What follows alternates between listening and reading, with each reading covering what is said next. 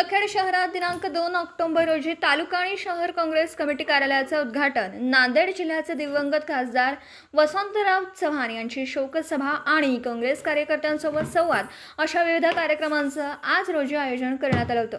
यावेळी आगामी काळातील होऊ घातलेल्या नांदेड लोकसभा पोटनिवडणुकीच्या अनुषंगाने कार्यकर्त्यांसोबत संवाद करण्यासाठी नांदेड जिल्हा काँग्रेस कमिटीचे जिल्हाध्यक्ष बी.आर. कदम, नांदेड लोकसभा पोटनिवडणुकीतील महाविकास आघाडीचे उमेदवार प्राध्यापक रवींद्र चव्हाण उर्फ बंडू पाटील यांच्या प्रमुख उपस्थितीत मुदखेड शहर, तालुका आणि काँग्रेस कार्यालयाचं रिबीन कापत उद्घाटन करण्यात आलं।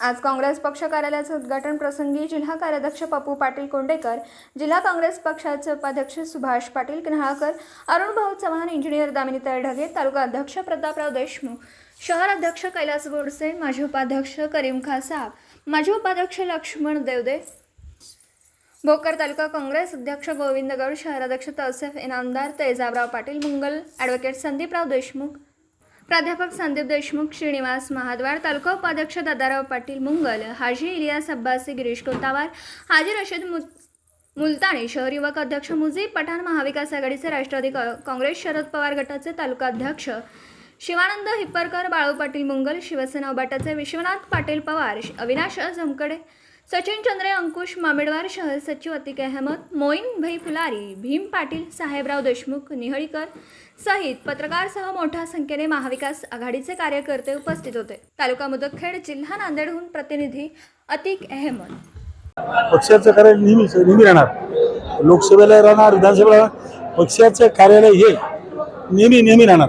बरं का, इलेक्शन असलं तरी राहते, नसलं तरी राहते। काल अशोक चव्हाणांनी प्रसार माध्यमाशी संवाद साधताना म्हटलेलं बी.आर. कदम हे स्वतःच गद्दार आहेत आणि यांना काय अधिकार आहे का नगरसेवकाला निलंबित करायचा आणि नाही। पक्षातून काढायचा अधिकार प्रदेशनं मला दिला, पक्षातून काढायचे अधिकार पक्षाला आहेत, त्यांचं पद नाही काढलं। पक्षामध्ये पदाधिकारी होते, त्यांना आमच्या निशाणावर पक्षाचे आले होते, ते काढून टाकलं, अधिकार होते, ते गद्दार म्हणण्याचा अधिकार का नाही।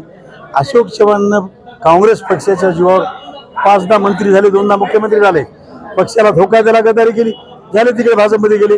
आम्ही गद्दार नाही, आम्ही सामान्य कार्यकर्ते। मोठी लोक गद्दारी करतात, त्याच्यामुळे लोकसभेला त्यांचा प्रभाव झाला। विधानसभा भोकर मतदारसंघाच्या अनुषंगाने आपल्या उमेदवाराच्या तयारी काय? भरपूर तयार आहे। आम्ही काँग्रेसचीच जागा आणू, इच्छुक 10-12 आहेत, कुणालाही मिळू दे, आम्ही त्याला निवडून आणू। जे काँग्रेस पक्षाविरुद्ध कारवाई केली म्हणून त्यांनी जी हकालपट्टी करण्यात येते, त्यांच्याकडून आपल्यावर जे आरोप झालेला आहे त्याबद्दल आपण कसं उत्तर देणार? सांगतो नाही ते अशोक चव्हाण त्या नगरसेवकीला बोलली बा असं मांडलं। मी गद्दारी कधी पक्षावर केली नाही, करणार नाही।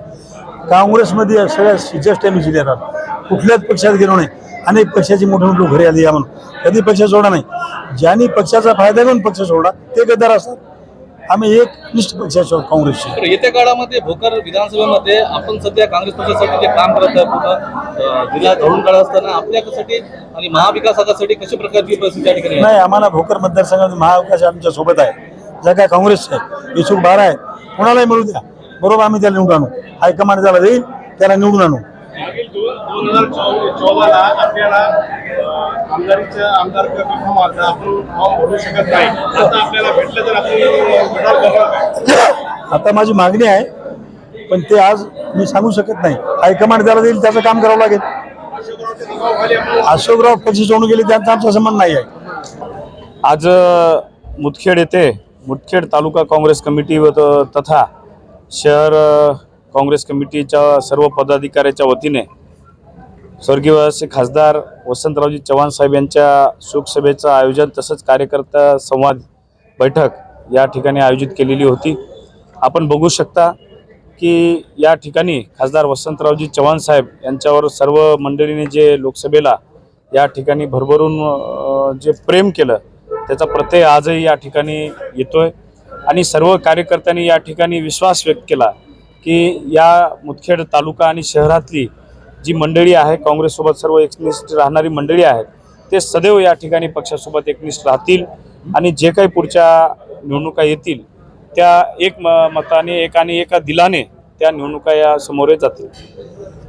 खासदार अशोक चव्हाण यांनी नाही का सर्वेचं काम चालू केलेलं आहे विधानसभेच्या अनुषंगाने, आणि त्या सर्वेमध्ये त्यांनी स्वतःच्याच मुलीचं मिसेसचं नाव टाकून सर्वे करतात, त्याबद्दल आपण या ठिकाणी आम्ही जेव्हा मुंबईला गेलो होतो तेव्हा नानाभाऊ पटोलेंनी एक गोष्ट आम्हाला या ठिकाणी सांगितली, खरं नांदेड जिल्हा आता या ठिकाणी स्वातंत्र्य मिळालेलं आहे आणि तेच प्रत्यय आज भोकर विधानसभेमध्ये आपण बघू शकता की काँग्रेसची आज 14 जणांनी या ठिकाणी काँग्रेस पक्षाकडे उमेदवारी मागितलेली आहे।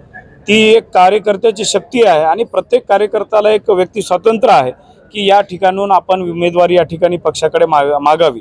शेवटी पक्षाला जो उमेदवार योग्य वाटेल तो उमेदवार त्या ठिकाणी पक्ष देईल।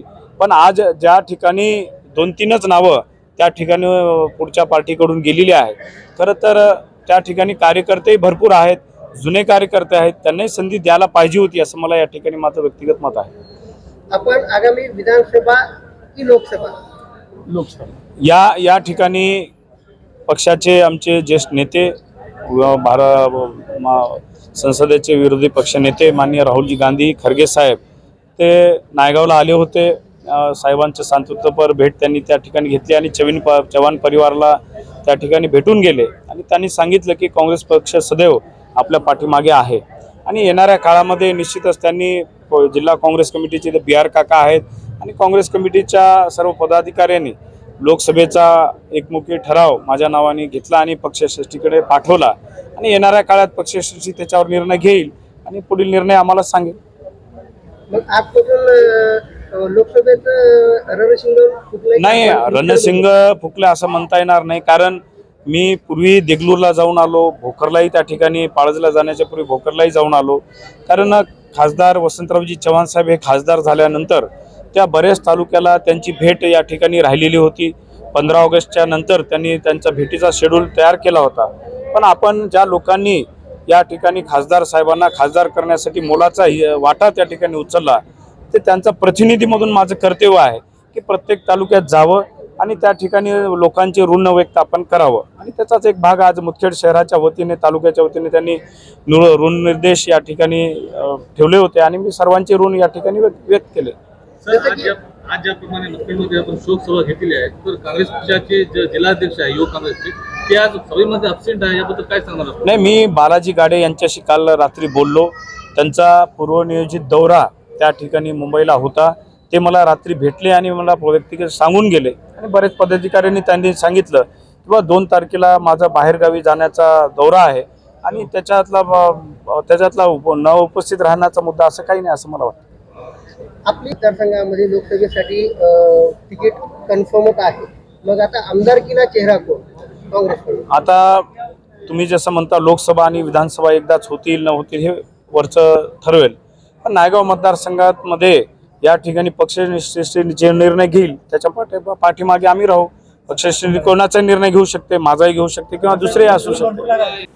दिवसभरातील घडामोडींचा आढावा घेण्यासाठी पाहत रहा N24 मराठी न्यूज चॅनल।